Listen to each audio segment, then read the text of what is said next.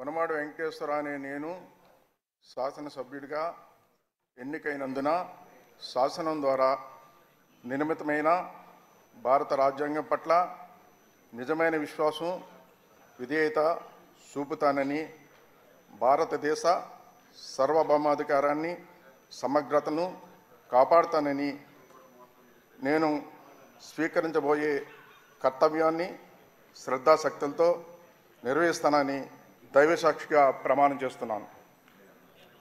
ఆంధ్రప్రదేశ్ శాసనసభ్యుడైన శ్రీ వనమాడి వెంకటేశ్వర అనే నేను, కొండబాబు అనే నేను